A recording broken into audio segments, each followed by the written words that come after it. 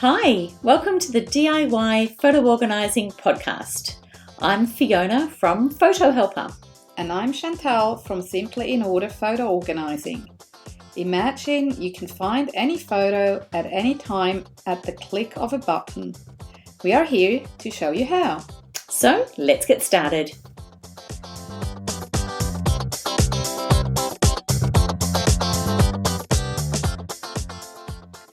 Hi, and welcome to our episode on keeping your photos safe while travelling. Hi, Chantal. How are you? Fiona. I'm good. That's good. Just coming back from a trip. I know. Perfect timing.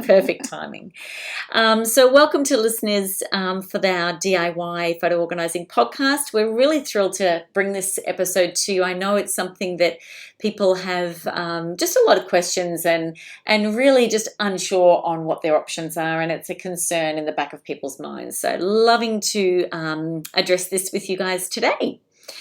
So Chantal, the few things that we're going to share with our lovely listeners. First of all, we're going to talk about why this is a topic that we believe is important to address. So why we don't want you to be worried about your photos, but we definitely know that it's an issue. So we'll just address some of those issues that people experience. And then also, what can you do about it? That's the whole point. Yeah. We don't want to put the fear in everybody and then just say, okay, good luck with that. So we want to do something positive and give you some really helpful and useful tips and point you in the right direction, give you some structure as to how you can deal with your photos while you're traveling. So let's just jump straight in, shall we? All right. So what are some of the things that people that you're aware of that people are worried about when they travel with their photos? Probably the most common one is to lose the camera or the phone, because these days most people take most of the photos with their phone. So that's the main, way how to capture photos and videos these days. And it's obviously easy to lose, or depending on where you travel, stealing might be, a bit more of a risk. Yeah. And also just simply damaging it. It can, you can drop it. That has happened countless times to me, really. Yeah. You can drown it. Personally, we actually once, I remember we were on a river cruise in the Kakadu National Park up in Northern Territory, which is a croc-infested place, and it's saltwater crocs, not the sweeties. So very aggressive, very dangerous, and we watched a guy, he was taking pictures with a real camera on that cruise, and it just dropped into the water and it was gone. Oh, that's terrible. So, look, it was an accident. It can happen to not any really of going to us. jump in after it, are you? We were like, But it's the first reaction is to try and grab it, and then you, no, better not. Not such a good idea. So that my lesson from that was that, okay, that's why you've got straps on your cameras. Yes, good idea. Although you don't want to go also over with the camera, but yes. Yeah, no, not really. So I suppose these are the main reasons, or just, hardware can break anytime for no good reason sometimes, we feel. Another one I think you mentioned before was that storage is full. Yes.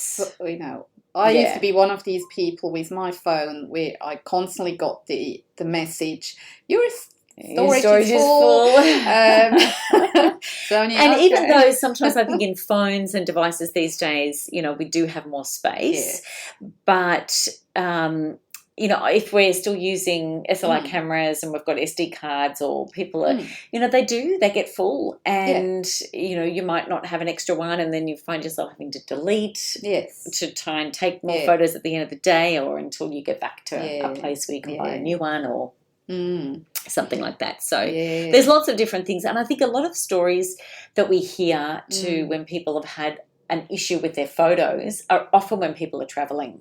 Yes. And it's just, because they're really, they're more vulnerable, and and there's just a lot more mishaps that happen. Yes, And yeah. And you might be in a country where you don't really speak the language, or, depending where you travel. If you're in the middle of desert, Yeah. you can't just run to the shop and buy a new SD card if it's full. Yeah, exactly. Yeah. So yes, there are definitely a lot of reasons why we need to do a topic on how to keep these photos safe when people are traveling. So what do we want to do to back up? What are some of the options as far as, or what we're backing up? So obviously we've got our phones. Yeah. People are still traveling, obviously, with even cameras. Yeah. As far as video cameras, Yeah. or things that are using some kind of a SD card or something like that. Yeah. So we've got the video cameras, we've got tablets. People are using their devices as far as pads or iPads and things like that more frequently, and even our kids' devices is another thing that we need to look up. So there's a lot of different formats that people are still travelling with, not just phones. Yes. And so we're going to cover those things so that we're just aware that people are still travelling with different types of devices when they're taking photos on their trip. Yeah. Totally. All right. So what we thought we'd do is we'll help and go through what people, some suggestions for people when they're offline. So if they don't have access to the internet, and then some suggestions when they're in an online situation. Yeah. So let's start with our offline. All right. So phone backup and options for devices when people are offline. What are some of the things that people can do, Chantal, as far as how to get the best way of backing up while they're travelling? I think in terms of phones, I find the easiest one is a USB stick. There are special USB sticks, for example. One company that I have used is Picture Keeper, but there's also other USBs that connect to your phone that you can use for that purpose. Just go to your next Officeworks and check it out. Another brand that's good on that is SanDisk iXpand. Yep. So you'll find whatever you need depending on the phone you've got. I find that is really the easiest. Something like Picture Keeper, for example, it plugs into your phone, and you need to download an app. Ideally, you do that before you go on your trip. Yep. And once you've got that app and have an account, all you have to do, maybe on a daily basis, you plug in that USB stick, it downloads your new photos, and done. It's a matter of a few minutes. I really find that's the easiest way. Fantastic. If you don't have internet connection. And that still keeps the photos, the originals, on the phone as well? Yes. So that's great. Yeah. So this is then a second, it's a backup. Of course, you could choose, like we mentioned before, that if you're running out of storage, you could choose to then, once they download it or copied, to delete your originals. But in a backup scenario, you don't really want that. You would keep the original. Yes. Because then you've got the backup. Yeah. But again, it depends on what how long people are travelling for without connectivity, and so But these days, I find that's the easiest way. Yep. So then we've also from an offline, if they're travelling with a computer. That's another way, obviously. That's the easiest. That would be the easiest way, and then have an external hard drive. Yeah. Or just the computer if that's all they've got. And so, that would be ideal. But that's, sometimes not an option for people to have a laptop with them or something like that. Have you heard about the portable wireless hard drives? Yes, I haven't used them, to be honest, but I have heard about them and I had a look at them. So you don't need internet. You kind of create your own wireless network, and you can send over the photos from your phone to that external drive. So you don't need a computer, as far as I'm aware of. I might be wrong here, but that's an option. And it works similarly, like if you've got a phone and you have a tablet on your trip too, you could send your phone photos to the tablet using AirDrop. So that does the same. It creates your own internal network. You don't need internet connection for that. Yeah, exactly. So that's another easy way to Yeah. send photos forth and back, and back them up. Yeah. Yeah. And look, we really recommend that you just have something like this as an offline. And really, it doesn't, once you get into the habit of doing that at the end of the day, it doesn't take long. No. And you've got, another copy. Even obviously we do our 3-2-1 backup copy in an ideal circumstance. But that's really when they're home and they've got those. Yes. This is just really allowing them to have at least one other backup. Yeah. Their original and one backup in case something happens to the original. That's right. So that's our backup for our phone if you're offline. What about our camera backup options? If you're using, say, a SD card and things like that, we sort of mentioned that. But as far as the being able to back up our camera, you'd mentioned actually when we were chatting before that there's some of the SD cards with Wi-Fi and they are able to come across and things like that. But you had an experience recently with the settings, so just to be mindful, just to tell people, right. about my husband. He's got a brand new digital camera, an awesome piece, and this comes with a feature that allows you to wirelessly send these pictures to another device. So again, you don't need internet connection. You can be in the middle of the bush with no phone or internet connection, and you can set up that little Wi-Fi going for yourself. So what we've done just to test it, he sent a few pictures to my phone, which was awesome. But when I had a closer look, I discovered that the photos were only the size of about 100 kilo. Wow. And, these days a simple phone photo has about 5 megabytes. Yes. Then we looked a bit more into the settings because, obviously we didn't read the manual and we just tried. And then we found out that, you can change the settings and make sure that, and transfer either the original file, the original size, full size, or like a medium size or a thumbnail size, which must have been there by default. That's what we did. So if you use these fancy kind of things, make sure that you test it before and you look at the settings, not that you think, it's all backed up, and then you only have thumbnails. I mean, a thumbnail is still better than nothing at all, but not ideal. Yeah, exactly. Yeah, when you can just change the setting. Yeah, so newer cameras come with all these fancy things. And a colleague has once mentioned too that there are, in the case that I just mentioned, it's the actual camera with that feature, but there are also SD cards that you can buy that are Wi-Fi able, or however it's called. Yeah. They're quite expensive though. I've checked them out. I don't think they're very common, but in a camera shop you will get them, and depending on what people can look at for their. So that's another option, to transfer them wirelessly to a tablet or from the digital camera to your phone as a backup. That would work. That's great. Another way to back up your photos from a camera to your phone is to get a card reader that plugs into your phone. That exists, so you can get that from wherever you buy your phones.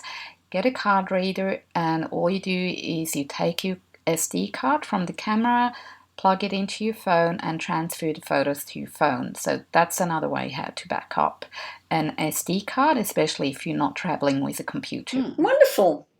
All right, so if we've now, let's just have a quick chat about the phone backup option if we're online. So if we're traveling and we've even had the offline section, we've come to a place or accommodation and we do have access now to online. Some of the things that we would suggest that you do if you're an online sort of a person that already does your backups now, then it just means you can connect in with your current provider. that could be a cloud provider or, whichever way you're currently using your phone, and or if once the photos are downloaded onto the computer, if there's then on the computer and your computer connects to Wi-Fi, then it would just go into its regular process. Yes, yeah. But if people don't do that and they are traveling and they want some other options, we've got a few suggestions for online methods to be able to do that. One of them is the good old-fashioned Dropbox. You can't go past really that as an option. If you haven't used Dropbox before, it's worth having a look into before you travel, and then you can set that up on your phone so that photos taken automatically can then be loaded to Dropbox when you're in a connection, when you have a connection. What are some of the others, Chantal, that you've... Oh, as you mentioned, there's there's so many cloud services out there.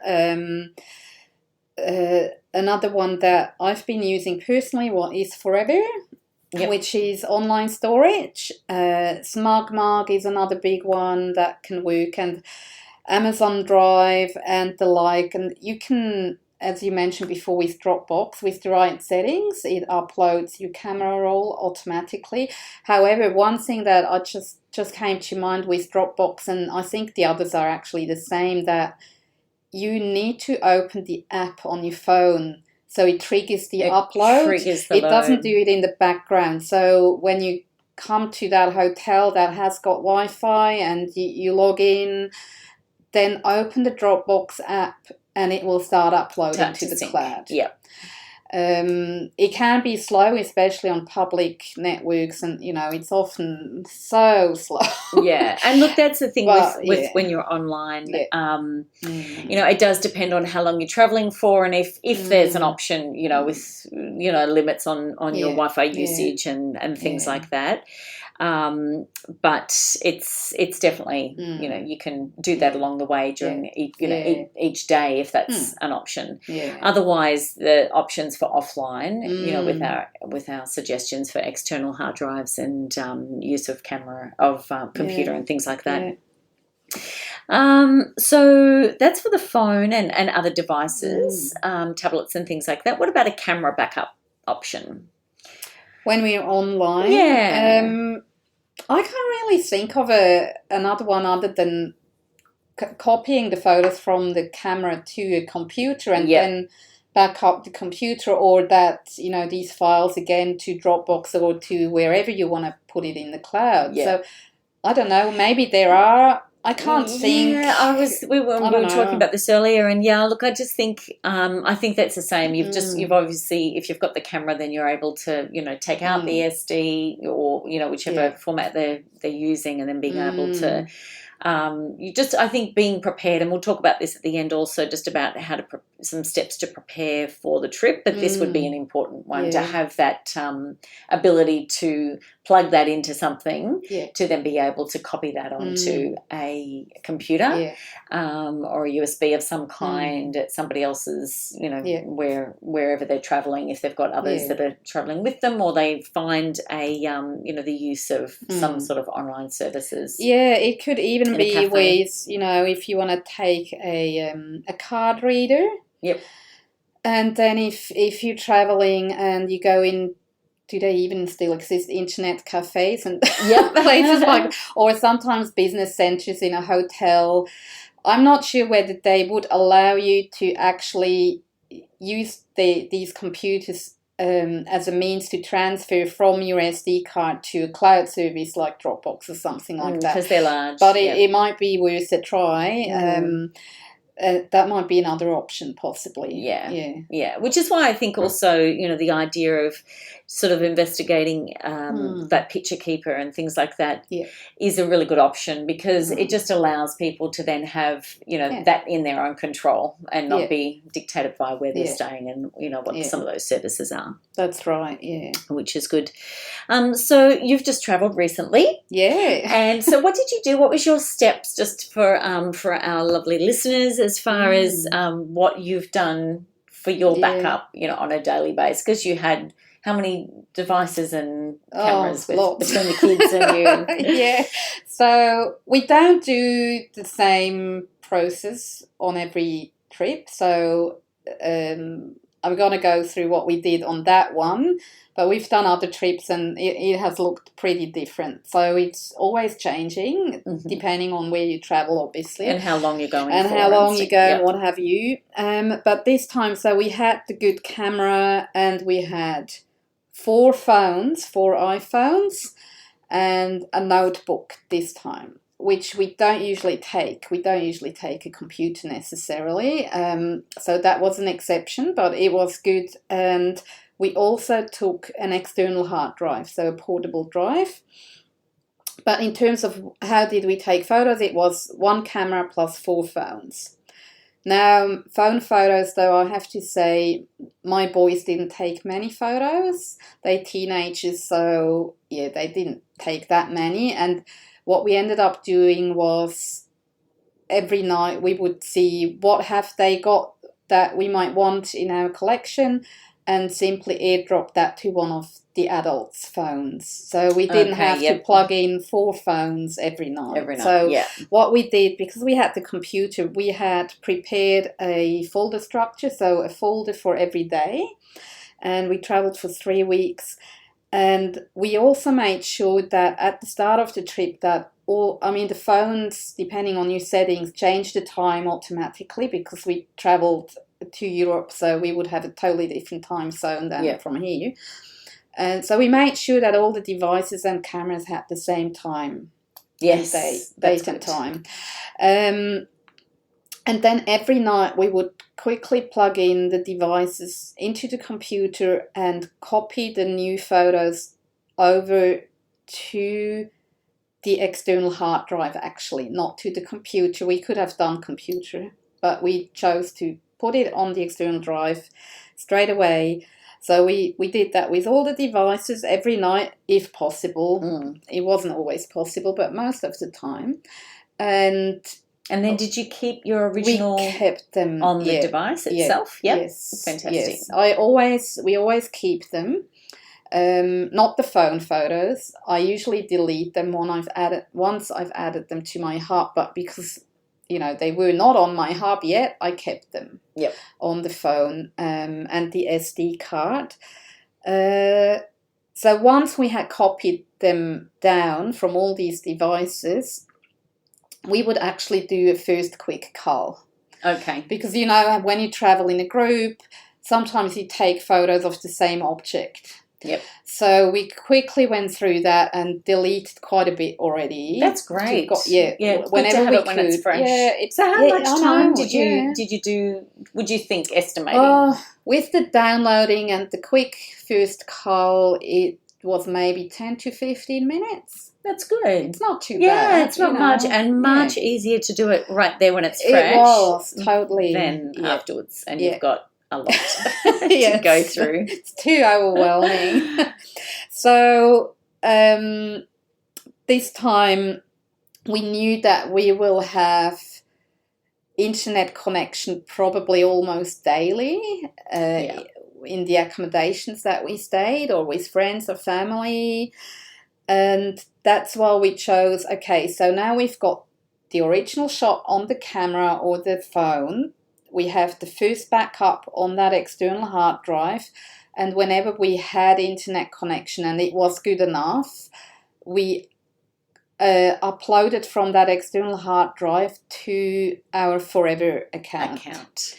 Which was in the second, that was like the second other backup. Plus, my own phone was also backing up to Dropbox and to Picture Keeper. So my phone was backed up about 5 times, which is obviously an overkill, but Yeah, it was a special trip. And I wanted to try out things too. So, but that worked really well. And as you said, we kept the originals until at least we were at home, and then transferred from that external hard drive to our photo hub.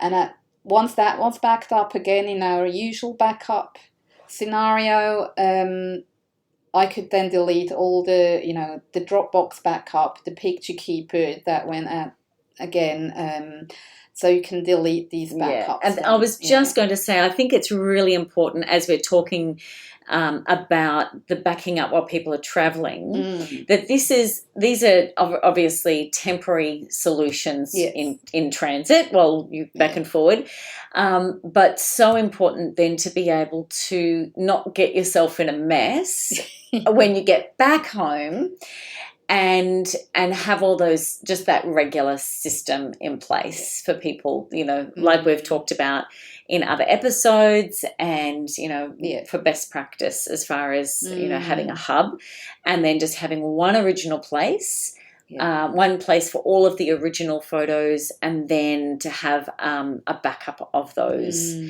So that then is the end goal, like you say. Once you're back home and you make sure that everything is back in your hub, then did you get rid of the photos off the picture keeper and that external hard drive? Yes. Okay. And so then you went into your regular backups as you do. Because otherwise I would, in a year's time when I use picture keeper again and I would see these photos on the USB, I would like, oh, did I download them all? And that's exactly how people get in, That's why we created a podcast about helping people with their photos, because this is, and I think it is sometimes when people start to travel, or they've, this can be the catalyst for getting them in a mess. And so, really important to be able to back up while you're away, and then bring it all back in and just clean that all up really as quickly as you can once you've returned.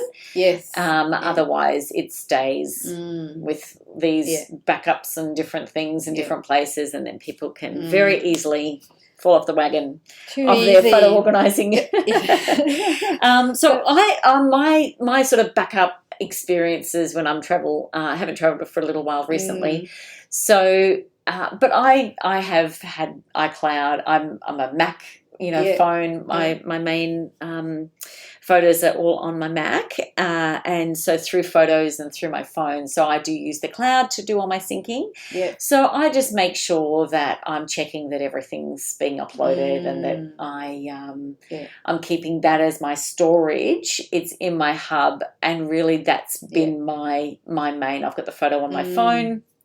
And then I've got my iCloud account. And so then as soon as I get back, I just do my backup as I would usually through my iCloud account. Right. So not as complicated, but that's in the past. And look, I like I said, I haven't travelled for a little while, but what I would definitely do now is I would include a USB picture keeper or another device like that. Like one of the scan discs and things like that we were talking about, even just from Officeworks. They've got some really good solutions out there, and I would definitely include that as part of my my process while I'm travelling. For sure, just to do that, and I would probably also want to have my laptop with me and do an external hard drive. So I would include those two things now. But the last few times I've travelled, I've just, used my cloud as my backup as well, and then being able to just download everything as soon as I get back. But but I love your method. I think it's great. As photo organisers, we lead by example. Bit of an overkill, but no, I think it's perfect. And that's the thing, that you hear, and like I said before, you hear stories, and it's often when people have travelled, and just it's they're heartbreaking, and so you just don't want to. And look, be in that position. One of the reasons we took a notebook this time, I also had the glorious idea. Then I could design and make a photo book as we go. As you go. Of course, that hasn't happened. Best intentions. That's good. So that was a lesson too. That's not realistic. It's no. But it served its purpose. You were able to back up onto the external. And it wasn't the only reason, but it was tempting. Okay, I can idly sit in the evening when the kids are in bed, and I design, every day, and that's not a big deal. No, didn't happen. Didn't happen. So I think hopefully that's given people some good ideas, to do while they're traveling. So maybe you've done a blog post, which we'll put on our show notes as well, which has been really helpful. It's sort of what to do before you travel and then when you come back. So can you just give a few quick tips as far as some best practice and some tips for people just before they travel, what they should do and think about? Something I always, we mentioned it before, make sure the devices always have the right time. Sometimes you can only do that when you've actually arrived.